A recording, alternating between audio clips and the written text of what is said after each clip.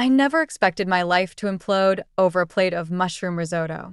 Looking back, I should have seen the warning signs, but love has a way of blinding you to the obvious. My name is Cassidy, and until last Tuesday, I thought I was living the dream. I had just finished a brutal double shift at St. Mary's ER, where 3 traumas and a coding patient had left me running on nothing but stale coffee and determination. All I wanted was to crawl into bed and sleep for days. Instead, I found myself sitting across from my boyfriend Nolan at Bella Luna, our favorite Italian restaurant, staring at an engagement ring nestled between 2 perfectly seared scallops. "Cass," Nolan said, his voice trembling slightly. "These past 8 months have been incredible. I know it might seem fast, but when you know, right?" The candlelight caught the diamond sparkle, making my head spin. Or maybe that was the exhaustion. Either way, I felt like I was underwater, watching everything happen in slow motion. Nolan, I don't know what to say. My throat felt tight, and the words came out barely above a whisper. He reached across the table, taking my hand. "Say yes. We can start our life together, build something amazing." My mother's already excited about helping with the wedding plans. And there it was, the mention of Evelyn. I'd only met her twice, but both times left me feeling like I'd been thoroughly assessed and found wanting. She had this way of smiling that never quite reached her eyes, especially when looking at me. "You've already told your mother?" I pulled my hand back, trying to ignore the hurt that flashed across his face. "Well, yeah. I needed her opinion on the ring, and you know how she is about family decisions." Family decisions. The phrase echoed in my head, bringing back memories of my grandmother's warnings. "Cassidy," she'd said just last week over our weekly Sunday tea, "that boy's got a mother who'll never cut the apron strings. Mark my words." I forced a smile, buying time. Can I think about it? It's just, with my shift, and everything's happening so fast. "Of course," Nolan said quickly, but I caught the disappointment in his voice. "Take all the time you need. Though Mom's already looking at venues for June. June. 3 months away." My stomach lurched. "I should get home," I said, standing up too quickly. The room swayed slightly. "Early shift tomorrow." "Let me drive you," Nolan offered, already reaching for his keys. "No, I'll grab an Uber. I need some time to process." I leaned down to kiss his cheek, catching a whiff of his cologne, the one Evelyn had given him for Christmas. Outside, the spring air felt thick with humidity. I called my best friend Brooke while waiting for my ride. "He did what?" she practically screamed through the phone. "After 8 months? And Evelyn's already planning the wedding." "I don't know what to do," I admitted, watching traffic pass by in a blur of headlights. "Something feels off." "Listen to that feeling," Brooke said firmly. "Remember what happened with your parents?" I did remember. Their whirlwind romance, rush marriage, and the devastating car accident 2 years later that left me an orphan. My grandmother had raised me on stories of their passionate but volatile relationship, always ending with the same advice. "Love needs time to grow roots, sweetheart." My phone buzzed with a text from Nolan. "Mom wants to have lunch tomorrow to discuss wedding details. She's thinking the Grand Plaza Hotel." Before I could respond, another message came through. "She's so happy about this, Cass. Please don't disappoint her." Something cold settled in my chest. Not "please don't disappoint me" or "what do you think," but "don't disappoint her." As my Uber pulled up, I realized 2 things with startling clarity. I wasn't ready for marriage, and more importantly, I wasn't the only one saying yes to this proposal. I was just the only one being asked. The Grand Plaza Hotel loomed over me like a gilded prison. I smoothed my dress, the one I'd rushed to buy this morning because nothing in my closet was appropriate for the occasion, according to Nolan. My engagement ring felt heavy on my finger, a weight I still wasn't sure I wanted to carry. Evelyn Hayes sat waiting in the hotel's restaurant, perfectly poised in a cream-colored suit that probably cost more than my monthly rent. Her smile reminded me of a nature documentary I'd once watched about predators. "Cassidy, darling." She air-kissed my cheeks. I took the liberty of ordering champagne. "We simply must celebrate properly." "It's noon," I said, settling into my chair. And I have a shift at 6. Nonsense. Once you're married to Nolan, you won't need to work those dreadful hospital hours. We've discussed it, and he agrees it's best if you cut back. My fork clattered against the plate. You've discussed my career? Of course. She waved her hand dismissively. Nolan needs a wife who's available, not exhausted from dealing with other people's emergencies. Besides, we'll need your help with the family business. Family business? This was the first I'd heard of it. Oh, didn't Nolan mention? We're launching a new tech startup. He'll be CEO, naturally, but we'll need someone to handle the social aspects. Charity galas, investor dinners.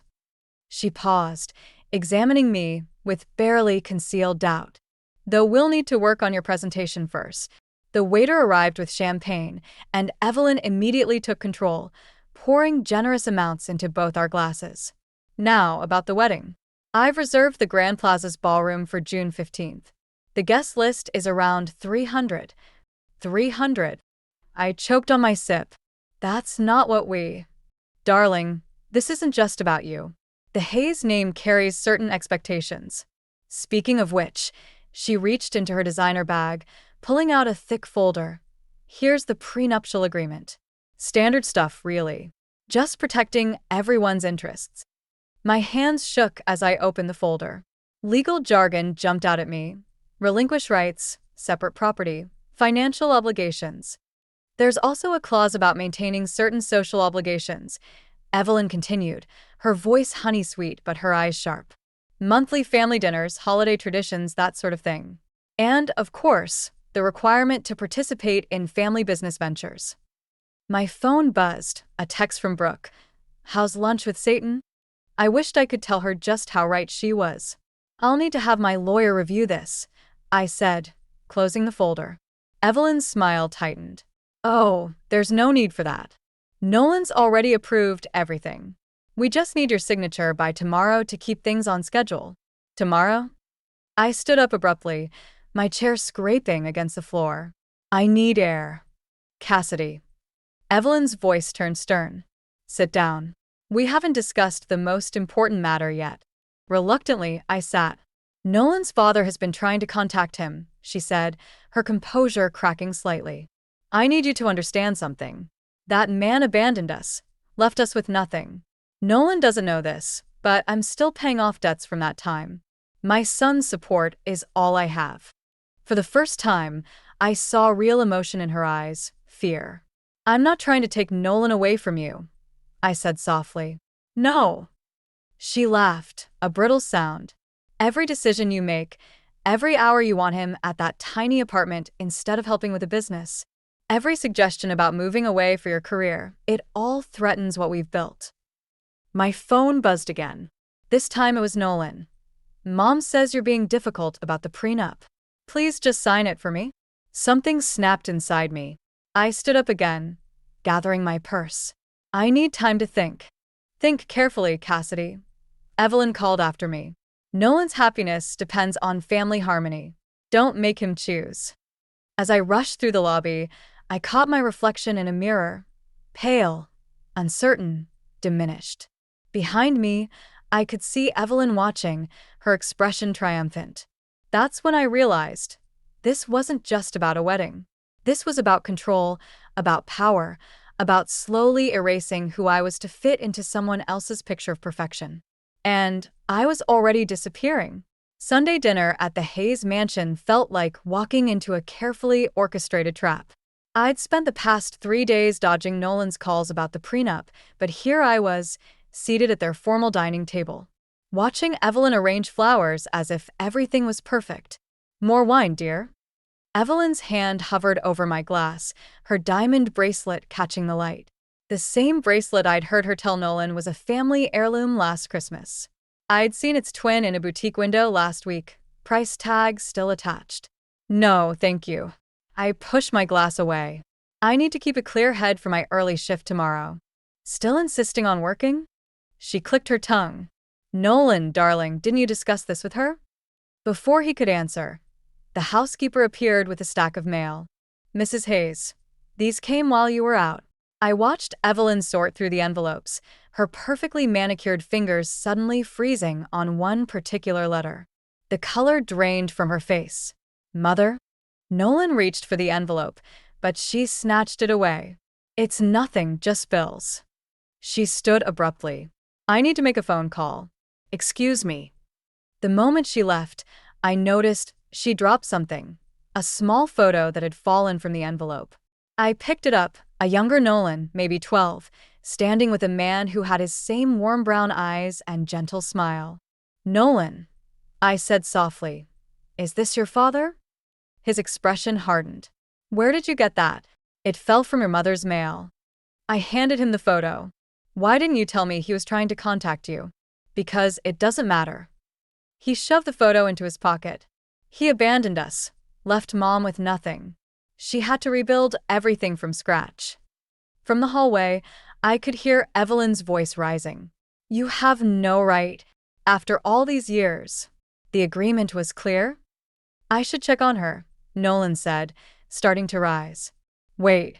I grabbed his hand. Don't you want to know what agreement she's talking about? Cassidy, drop it. His voice carried a warning edge I'd never heard before. I stood up, my chair scraping against the hardwood. I'm going to the bathroom. Instead, I followed Evelyn's voice to her study. The door was ajar. The money was supposed to keep you away, she hissed into the phone. You signed away your rights. What do you mean? Tell him the truth? He believes what he needs to believe. My heart pounded as I leaned closer. The company was failing anyway, she continued. The bankruptcy was I. Listen, Richard, if you tell Nolan about the embezzlement charges, about how I set you up to take the fall. A floorboard creaked behind me. I spun around to find Nolan standing there, his face ashen. How much did you hear? He whispered. Enough. I reached for his hand, but he pulled away. You were spying on my mother? Nolan, she's lying to you. Your father. Don't. His voice cracked. Just don't. Evelyn appeared in the doorway, her phone call apparently finished. She took in the scene with calculating eyes. What's going on? Ask her about the embezzlement charges, I said, my voice steadier than I felt. Ask her why your father really left. Nolan, darling. Evelyn stepped between us. Surely you don't believe these ridiculous accusations? This is exactly what I warned you about. Someone trying to come between us, destroy our family. I watched his face, waiting for the recognition, the anger, anything. Instead, he just looked tired. I think you should leave, Cassidy. What? I stared at him in disbelief. You're choosing to ignore this? I'm choosing family. He wouldn't meet my eyes. Maybe you should too. As I walked out of the mansion, my engagement ring caught the setting sun, throwing prisms across the manicured lawn. Behind me, I heard Evelyn's voice, soft and soothing, already rewriting the narrative. I slipped the ring off my finger and placed it on the front step. Some families aren't worth choosing, and some truths refuse to stay buried. I had a feeling both lessons were about to become painfully clear. 3 days after leaving the ring on Evelyn's doorstep, Nolan showed up at my apartment. His eyes were bloodshot, his usually pristine button-down wrinkled. I almost closed the door in his face. Please, he said, catching the door. Just hear me out. I let him in, more out of curiosity than forgiveness. My grandmother's words echoed in my head. Sometimes people need to talk just so you can hear what they're not saying. I spoke to my father, he said, pacing my small living room. He wants to meet. And nothing. Mom explained everything. He's just trying to cause trouble, probably wants money. Like the money you've been sending to your mother? The words slipped out before I could stop them. He froze. How did you? Bank statements in the prenup, Nolan. $5,000 a month? For what? You don't understand. After Dad left. My phone buzzed. A text from Brooke. Found something. Coming over now. She's not struggling financially, is she? I crossed my arms. The bankruptcy, the embezzlement charges, it was all her, wasn't it? You don't know her like I do. His voice cracked. She sacrificed everything for me. A knock at the door made us both jump. Brooke burst in, waving a folder. Sorry to interrupt whatever this is, but you need to see this. She spread papers across my coffee table, newspaper clippings, court documents, bank records. Your mother didn't just frame your father, she told Nolan. She's done this before. 3 times, with 3 different business partners. I watched the color drain from Nolan's face as he scanned the documents. Where did you get these? I'm a paralegal, remember? Public records are kind of my thing. Brooke pointed to a highlighted section. Look at the dates. Each time, she claimed bankruptcy right after major investments came in. The money disappeared, and someone else took the fall. That's why she's pushing for the wedding, I said softly. The startup she wants us to help with, it's another scheme. Nolan's phone rang. Evelyn's face lit up the screen. He stared at it, hand shaking. Don't answer it, I pleaded. Just think about what's happening here. He answered anyway. Mom? No, I'll be there soon. Yes, I know about the investor meeting tomorrow. I grabbed my keys and headed for the door. I couldn't watch him choose her again. Where are you going? He called after me. To see your father. That stopped him cold. What? He's staying at the Riverside Hotel. Brooke found him. I turned to face Nolan. I'm going to hear his side of the story. You can come with me, or you can go back to pretending everything's fine. Cassidy, please. He reached for me, but I stepped back. If I don't help her with this investment deal, then what? She'll be exposed? Have to face consequences? Or are you more afraid she'll stop loving you? His silence was answer enough. You know what's funny? I said, my hand on the doorknob. I used to think my parents' rushed marriage was a tragedy. But at least they were brave enough to choose each other, even if it ended badly. You can't even choose yourself. I love you, he whispered. No, you love the idea of me. Someone to help maintain your mother's perfect facade. But I won't be another person she destroys. As I walked out, Brooke following close behind, I heard his phone ring again. This time, when he answered, his voice was different. Harder. Mother, he said, we need to talk about Richard Hayes. I closed the door before I could hear more. Sometimes the bravest thing isn't fighting for love, it's walking away before it destroys you. And sometimes revenge isn't about getting even, but about forcing the truth into the light. I had a feeling Evelyn Hayes was about to learn both lessons the hard way. The Riverside Hotel lobby felt like neutral ground in a war I never wanted to fight. Richard Hayes sat across from me, stirring his coffee with slow, deliberate movements. He had Nolan's eyes, but there was a weariness in them that spoke of years spent carrying a heavy truth. I tried to warn him, Richard said, sliding a manila envelope across the table. Every time I got close, Evelyn would. He trailed off, his hands shaking slightly. Inside the envelope were photos. Evelyn with different men in business suits, signing documents, shaking hands. Dates stamped in the corners showed a pattern spanning years. Each photo had a corresponding news clipping about a failed business venture, a mysterious bankruptcy, a ruined reputation. My phone buzzed. Nolan, where are you? Mom's investors are waiting. I ignored it. Why didn't you fight harder? She threatened to tell Nolan I'd stolen from him. His college fund, his inheritance from my parents. She made it look like I'd taken everything. Richard's voice cracked. I thought leaving would protect him. I was wrong. Another text, this time from Brooke. SOS. Evelyn's at your grandmother's house. My blood ran cold. I have to go. Wait. Richard grabbed my arm. There's something else. The new startup? She's already sold the patents. The investors' money will disappear before the ink dries on their checks.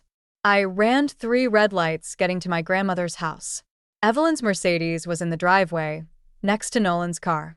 Through the window, I could see them in the living room, Evelyn standing, my grandmother in her favorite chair, Nolan pacing between them. Just want what's best for everyone, Evelyn was saying as I burst in. Surely you understand, Mabel? A grandmother's duty to protect her family? My grandmother's face was steel. The only thing I understand is that you're threatening mine. Threatening?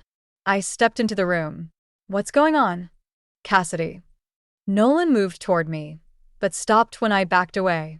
Mom says you've been meeting with Dad, trying to destroy our family's future. Your father's a liar, Evelyn snapped. Show her, Nolan. Show her what he did. Nolan pulled out his phone, showing me bank statements. He emptied the startup's accounts this morning.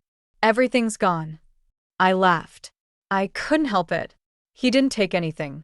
Those accounts were already empty, weren't they, Evelyn? The room went still.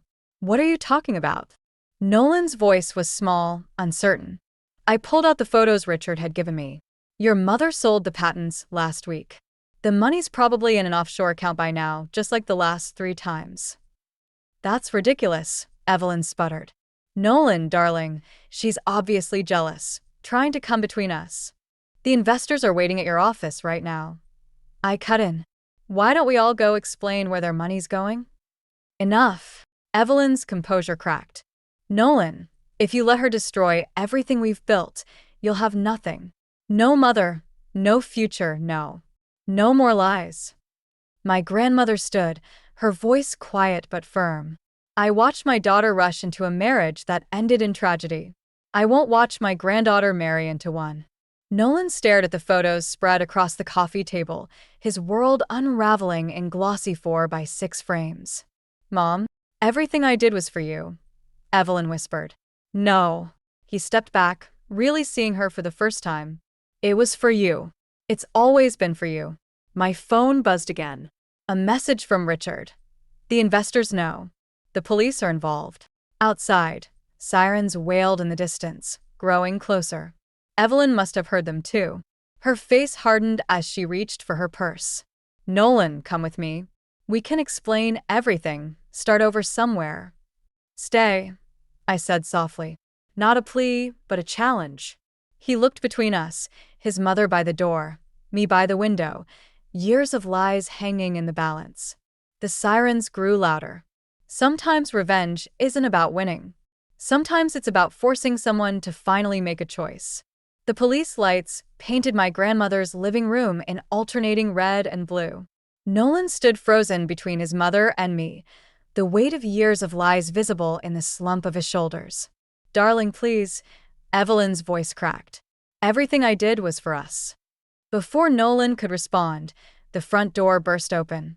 2 officers entered, followed by Richard and a man in a suit who introduced himself as Detective Morgan. Evelyn Hayes? The detective stepped forward. We need to discuss the missing investor funds. What happened next seemed to unfold in slow motion. Evelyn's hand diving into her purse, a metallic glint, my grandmother's sharp intake of breath. The gun looked absurdly small in Evelyn's manicured hands. Nobody moves, she said, her voice steady despite her trembling hands. Nolan, get your father's briefcase. The one with the real documents. Richard stepped forward. Evelyn, don't. Shut up. The gun swung toward him. You don't get to play hero now. Not after abandoning us. Mom. Nolan's voice was barely a whisper. Put it down. I can't go to prison. Tears streaked her perfect makeup. We'll leave together, start fresh. Like we always planned. My phone buzzed in my pocket. Brooke, probably wondering why I wasn't answering her texts. The slight movement drew Evelyn's attention, and suddenly I was staring down the barrel of her gun. This is your fault, she snarled. You turned him against me. You and your perfect little family with your perfect little life. My perfect life? I laughed, a harsh sound that surprised even me. My parents died when I was 12. I worked 60-hour weeks saving other people's lives while trying to build my own. The only perfect thing in my life was loving your son, and you poisoned that too. The officers had their weapons drawn, but Evelyn was using me as a shield now, backing toward the door. Nolan, come with me. Now. I caught his eye, saw the terror there, the desperate need to please warring with a truth he could no longer deny. It's okay, I said softly. Choose yourself this time. Shut up. Evelyn's arm tightened around my neck. Nolan, I'm your mother. Everything I did was for you. The money, the lies, I had to protect us. Protect us? Nolan's voice grew stronger. You destroyed us. You destroyed him. He gestured to his father. And now you're destroying yourself. Then I'll destroy her too. The gun pressed harder against my temple. Time seemed to stretch like taffy. I could hear my grandmother praying softly, smell Evelyn's expensive perfume mixed with fierce sweat, feel my own heart hammering against my ribs. Mom. Nolan took a step forward, hands raised. I'll go with you. Just let her go. My heart stopped. Nolan, don't. Quiet. Evelyn's grip loosened slightly. You mean it? You'll come? Of course. He took another step. I'm your son. I'll always choose you. The moment her arm relaxed, I drove my elbow back hard, just like the self-defense class Brooke had dragged me to last year. The gun clattered to the floor. Officers swarmed forward.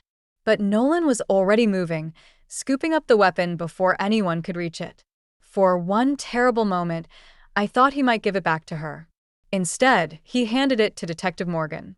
As they led Evelyn away in handcuffs, her screams echoing through the neighborhood, I realized this wasn't the victory I'd imagined. There was no satisfaction in watching someone's world implode, even if they deserved it. Nolan wouldn't look at any of us, his father's attempt to comfort him rebuffed with a sharp shoulder turn. He walked out without a word, following the police cars that carried his mother away. My grandmother's hand found mine, squeezing gently. Sometimes winning feels an awful lot like losing, doesn't it? I watched Nolan's car disappear around the corner, taking with it all my dreams of what could have been. She was right. This didn't feel like winning at all. The call came at 3 a.m, 2 weeks after Evelyn's arrest. My grandmother had suffered a massive stroke. By the time I reached the hospital, she was gone. I stood in her empty house 3 days later, surrounded by sympathy casseroles and the echoes of her absence, when the doorbell rang. Through the peephole, I saw Nolan, looking as haunted as I felt. I heard about Mabel, he said softly. I'm so sorry. Before I could respond, a familiar Mercedes pulled into the driveway. Evelyn, out on bail, emerged wearing designer black like she was attending a fashion show instead of showing up uninvited after a funeral. What are you doing here? My voice came out harder than I'd ever heard it. Paying my respects, Evelyn said, brushing past me into the house. And discussing the estate. The estate? I stared at her, uncomprehending. Your grandmother's property. She pulled out a document. Given recent events and Nolan's claim as your former fiancé, we have a right to get out. The words felt like ice in my mouth. Darling, be reasonable. She settled onto my grandmother's favorite chair. This house has significant value. Given everything your family put us through. Everything we put you through? Something snapped inside me. You held a gun to my head. A momentary lapse in judgment. She waved dismissively. But the fact remains, Nolan invested considerable time and resources in this relationship. We're entitled to compensation. Mom, stop. Nolan stepped between us. This isn't why I came. No. I laughed bitterly. Then why did you come, Nolan? To apologize? To try to make things right? Or did she convince you there was money to be made here too? He flinched. Cass, please. Don't. I moved to my grandmother's desk, pulled out the envelope I'd found that morning. She left letters. For both of us. Evelyn stood. Whatever that woman wrote. That woman. I cut in, knew exactly who you were. She wrote about women like you, who destroy their children with love that's really just control. She wrote about men like Nolan, too scared of losing their mother's approval to ever become themselves. How dare you? She left me everything. I held up the will. The house, the savings, everything. And she left something else too. I pulled out a USB drive. Recordings. Of every conversation she had with you, Evelyn. Including the one where you threatened to ruin my career if I didn't break things off with Nolan. The color drained from her face. You're lying. Am I? Should we play them for your son? For your lawyers? I stepped closer. Or should we talk about the real reason you're here? The money you still need to pay back those investors? Nolan. She turned to him, desperate. Tell her to be reasonable. Tell her. No. His voice was quiet but firm. No more telling people what to do, Mom. No more schemes. No more control. She staggered like he'd struck her. After everything I sacrificed. You sacrificed nothing, he said. You took. From Dad, from me, from everyone. And I let you, because I thought that's what love looked like. I handed him his grandmother's letter. She wrote this for you. About choices and healing and finding your own way. He took it with trembling hands. Evelyn reached for it, but he pulled away. Get out, Mom. His voice broke. Just get out. After she left, we stood in silence, the weight of years of manipulation settling between us like dust. I'm sorry, he finally said, for everything. I know. I touched his arm gently. But sorry isn't enough anymore. He nodded, understanding. What will you do now? I looked around the house, at the photos of my grandmother, at the life she'd built from broken pieces. I'm going to honor her legacy, help people heal like she did, but mostly, I'm going to live on my own terms. And the recordings? Insurance, I said simply, against anyone who tries to take that away from me again. He left quietly, taking his grandmother's letter and the last pieces of our shared future with him. Sometimes revenge isn't about destroying someone else's world. Sometimes it's about protecting your own. 6 months later, I stood in my grandmother's garden. My garden now, watching autumn leaves dance across freshly turned soil. The community garden project had transformed the once private space into something bigger, something that would have made Mabel proud. Look who made the news, Brooke said, approaching with her phone extended. The headline read, Tech entrepreneur Evelyn Hayes sentenced to 15 years. I kept digging, focusing on the rhythm of the spade hitting earth. And Nolan testified against her. Started his own company, legitimate this time. He's been asking about you. The autumn wind carried the scent of chrysanthemums, my grandmother's favorites. I'd found her final letter yesterday, tucked inside her old recipe box. My dearest Cassidy, she'd written. By now you'll understand that revenge isn't about destroying others, but about refusing to let them destroy you. Your parents rushed into love and lost themselves. I watched you almost do the same, but you're stronger than that. You always were.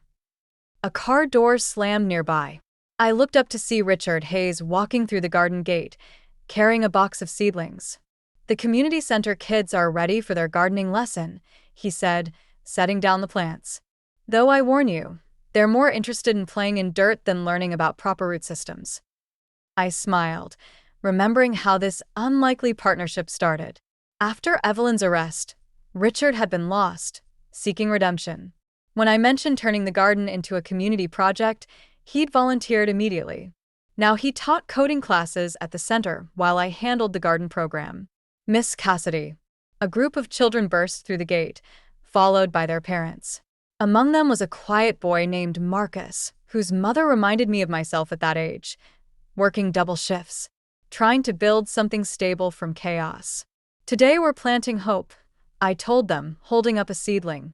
Sometimes things have to break down completely before they can grow into something beautiful. As the children dug their hands into the soil, I noticed a familiar figure by the gate. Nolan stood watching, uncertainty written across his face. He looked different, older, maybe, or just more himself. Can we talk? He asked softly. We walked to the edge of the garden, where my grandmother's bench sat beneath an old oak tree. The same bench where she'd warned me about rushing into marriage, where she taught me that love should nurture, not consume. I'm selling the Hayes mansion, he said, using the money to start a foundation for financial literacy education. Help people spot schemes like moms before they lose everything. That's good, Nolan. I miss you. The words hung between us like autumn leaves, ready to fall. I know. I touched his hand gently. But sometimes missing someone isn't enough reason to try again. He nodded, understanding in his eyes. You were right, about everything. I needed to choose myself before I could really choose anyone else. A child's laughter rang out across the garden. Marcus had discovered a worm, holding it up triumphantly while his mother watched with tired but happy eyes. Your grandmother would have loved this, Nolan said, gesturing to the transformed space. Taking something painful and making it heal others. That's what she did for me. I stood, brushing dirt from my jeans. And now it's what I do for them. He left quietly, leaving behind a small envelope. Inside was a donation to the community center, made in Mabel's name. Some might call it karma, others might call it redemption. I called it growth. Later, as the sun set and the last families left, I sat on my grandmother's bench reading the final lines of her letter. Love isn't about perfect moments or grand gestures. It's about choosing yourself first so you have something real to give others. You've chosen well, my dear. Now help others do the same. I folded the letter and looked at my dirt-stained hands, at the garden full of new beginnings, at the life I'd built from broken pieces. Sometimes the best revenge isn't about getting even. It's about getting free. And I was finally completely free.